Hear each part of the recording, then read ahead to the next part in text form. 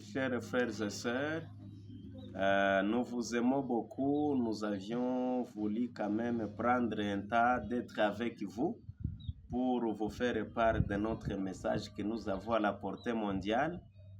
Le nom c'est Mouire Samuel. Je pense que souvent nous sommes avec vous. Nous voulons aborder un autre thème et avant de commencer, nous allons prier. Dieu, nous te disons merci parce que tu continues à nous protéger. Nous sommes l'objet de ta protection, que ton nom soit loué. Amen. Pardonne-nous nos péchés et comme nous voulons sonder tes saintes écritures, nous demandons ton accompagnement et nous demandons aussi d'aider les auditeurs au nom de Jésus-Christ. Amen. La fois passée, nous étions en train d'aborder ensemble le thème intitulé Les 4 fondements édéniques.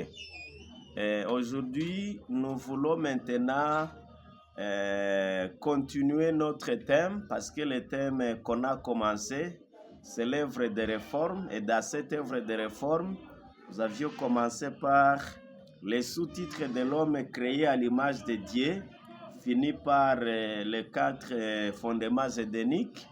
Mais quelque part, nous avions parlé aussi de la raison d'être de la réforme.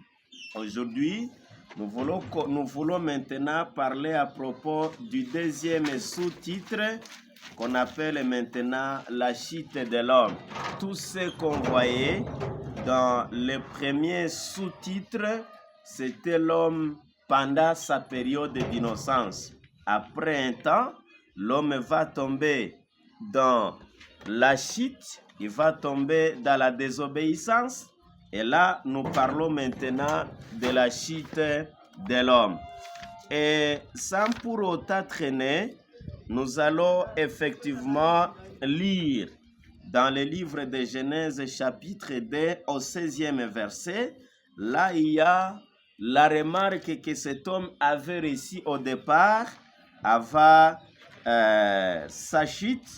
Dans le livre de Genèse au chapitre 2 au 16e verset, on nous dit ceci.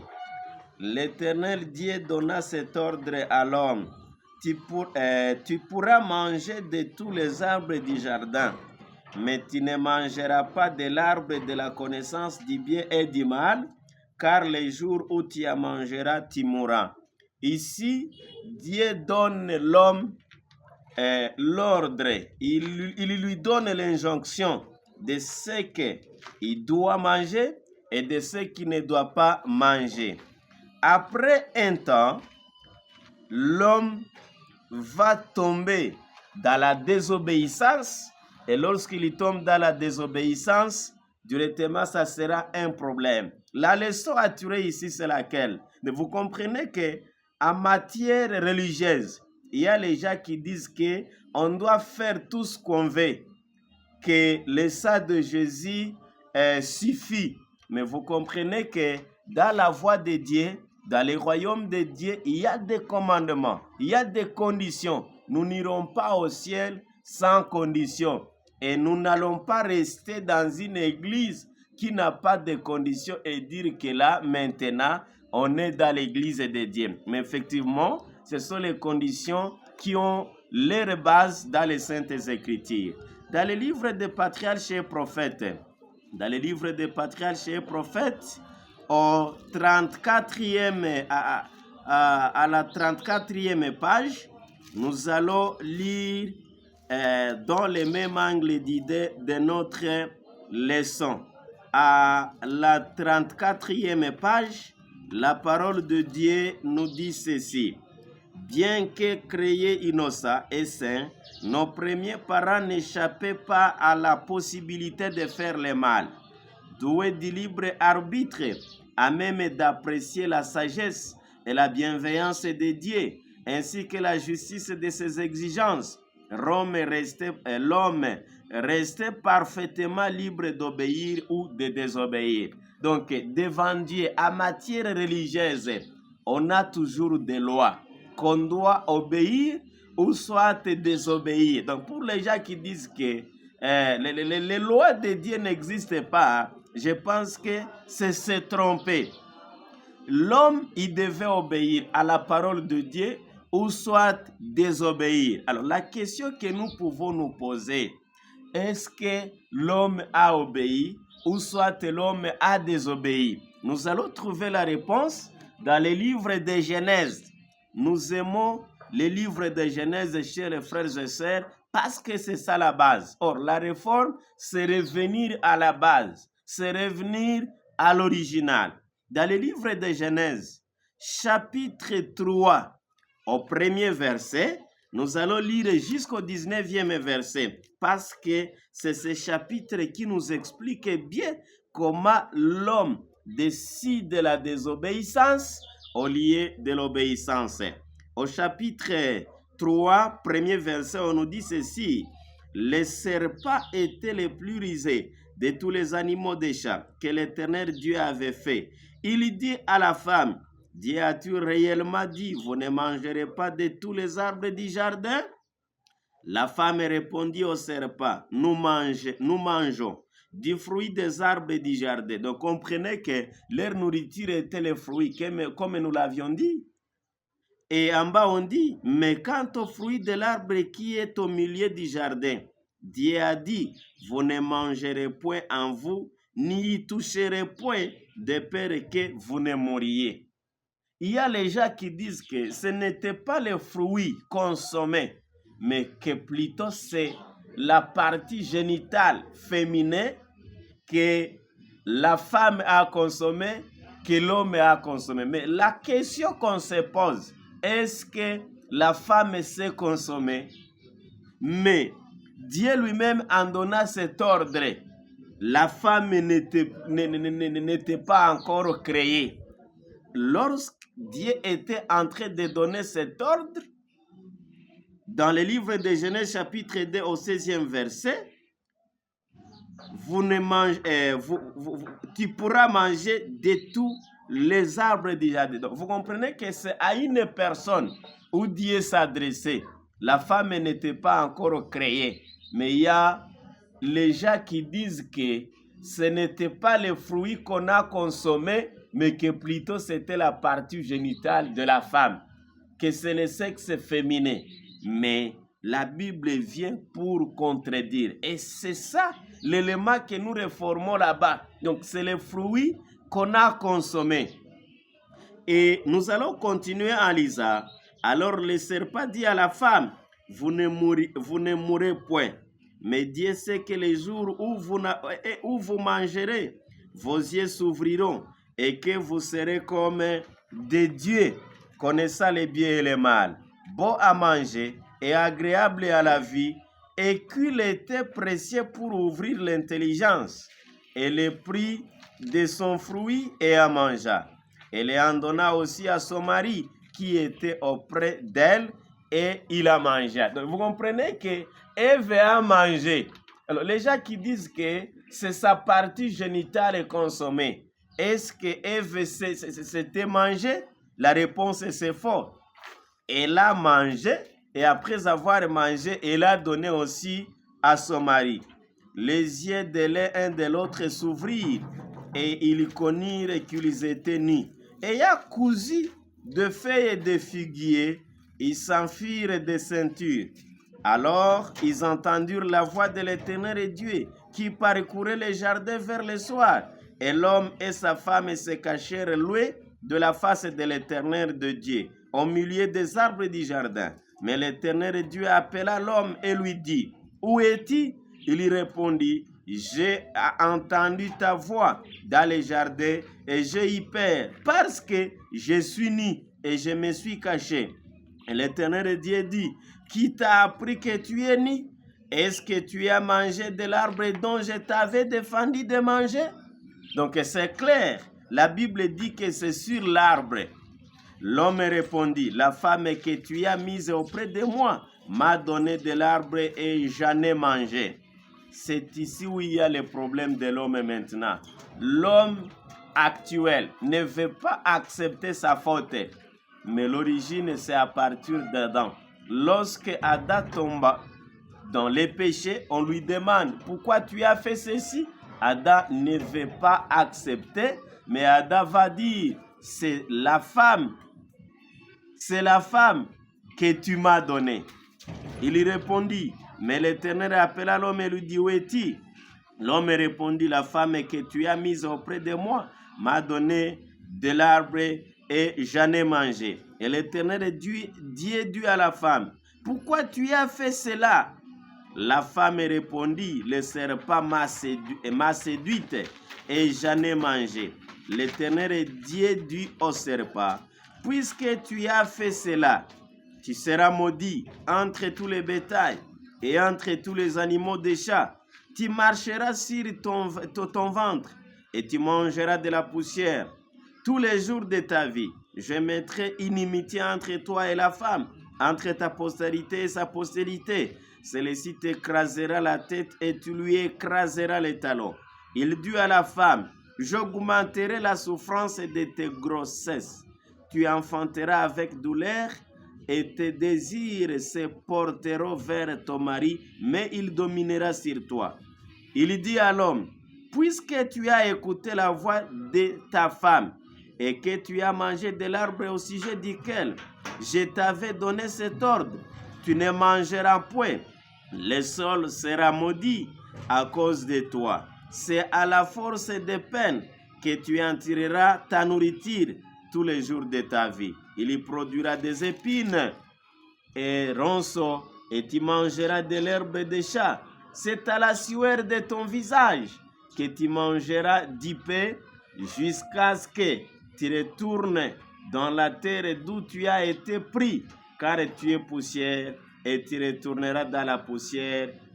Que le nom de notre Dieu soit loué. Donc vous voyez, ce chapitre parle de la chute de l'homme. Et nous parlons de la chute parce que l'homme laisse d'obéir à la loi de Dieu.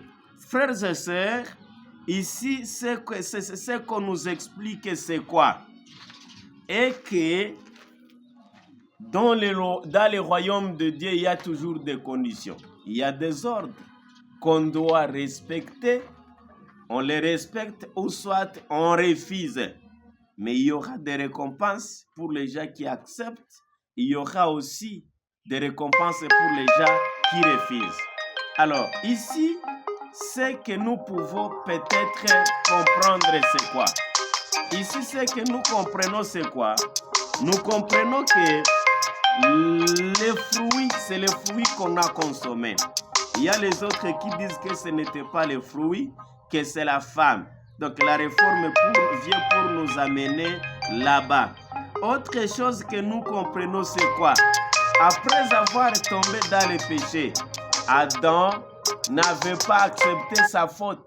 Même sa femme n'avait pas accepté sa faute. Les hommes ne veulent pas accepter leurs erreurs. Mais Dieu veut que nous puissions accepter nos fautes, nos erreurs. Si en réalité nous tombons dans les péchés, si en réalité nous tombons dans les fautes, qu'on soit prêt à accepter sa faute. Et autre élément que nous trouvons ici est que, après avoir tombé dans les péchés, Dieu n'était pas content, mais Dieu est venu auprès de ces gens. Et ceci, nous le trouvons dans les livres. Dans les livres des premiers écrits, à la page 147. À la page 147, on nous dit ceci. Les livres des premiers écrits, à la page 147, on nous dit ceci. Les 16 anges visitaient souvent les jardins d'Adam et donnaient des instructions à Adam et Ève au sujet de leurs occupations. Ils leur parlèrent aussi de la révolte de Satan et de sa chute. Ils les mirent en garde contre lui et leur conseillèrent de ne jamais se séparer dans leur travail, car il pourrait être amené en présence de cet ennemi déchu. Donc là, vous comprenez que les anges venaient dans les jardins d'Éden pour instruire, pour donner des ordres, pour donner des recommandations à ses premiers parents. Alors là où on était, après que ces gens consomment les fruits de l'arbre défendu, qu'est-ce qui se passe? À la page 149 de ce livre des premiers écrits, on nous dit ceci: les cieux se remplissent de douleur lorsque l'on sut que l'homme était perdu et que ce monde créé par Dieu serait peuplé d'être condamné à la misère et à la maladie et à la mort, sans espoir, sans salut. Toute la famille d'Adam devait périr. J'ai vu le visage de Jésus, une expression de sympathie et de douleur. Alors, là, il y a un problème. Et à la page 148, on nous dit ceci: la nouvelle de la chute de l'homme se répandit à travers tous les cieux. Toutes les harpes s'étirent, les anges déposèrent leurs couronnes en signe de tristesse. Tous les cieux étaient agités. Un conseil, c'était pour décider ce qu'il y avait lieu de faire avec les coupables. La fois prochaine, disons, nous verrons ce qu'on sait, parce que nous trouvons que la nouvelle de la chute de l'homme se répandit à travers tous les ciels. Toutes les harpes s'étirent, les anges déposaient leurs couronnes en signe de tristesse. Tous les cieux étaient agités et un conseil c'était pour décider pour décider ce qu'il y avait lieu de faire avec les coupables. Donc prochainement, nous verrons le plan de la rédemption. Après que cet être tombe dans le péché, le ciel sera agité. Le ciel n'aura pas la joie, mais le ciel va chercher comment maintenant sauver cet être.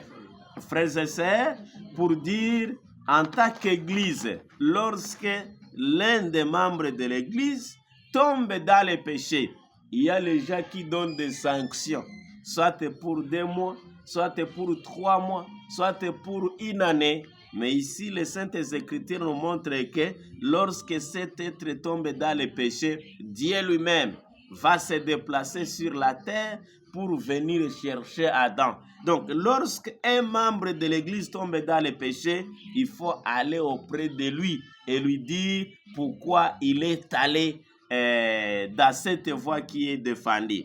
Et la chose drôle, la chose déplorable est qu'après avoir tombé dans ce péché, déjà c'était une malédiction. De la part de l'homme, il devait trouver la nourriture par ciel. Même si au départ, il devait travailler, mais c'était désormais par ciel. La fatigue est autre chose.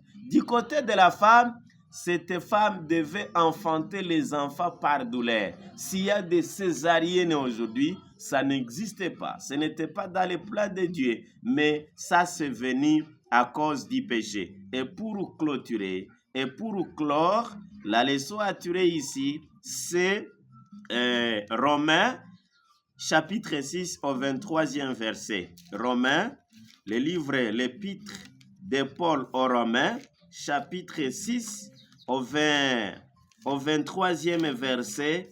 La leçon que nous devons tirer ici, c'est laquelle? La leçon que nous devons tirer ici, c'est laquelle? L'épître de Paul aux Romains, je disais chapitre 6 au 23e verset. Épître de Paul aux Romains, chapitre 6 au 23e verset, on nous dit ceci: car le salaire du péché, c'est la mort, mais le don gratuit de Dieu, c'est la vie éternelle en Jésus-Christ notre Seigneur. Amen. Donc, le salaire du péché, c'est la mort. Le fait de tomber dans le péché nous a amené la mort, nous a amené ce changement climatique que vous voyez en Europe et autres endroits. Mais ici, on nous dit que les dons, Romains 6, 23, on nous dit ceci: car le salaire du péché, c'est la mort, mais le don gratuit de Dieu, c'est la vie éternelle en Jésus-Christ notre Seigneur. Amen.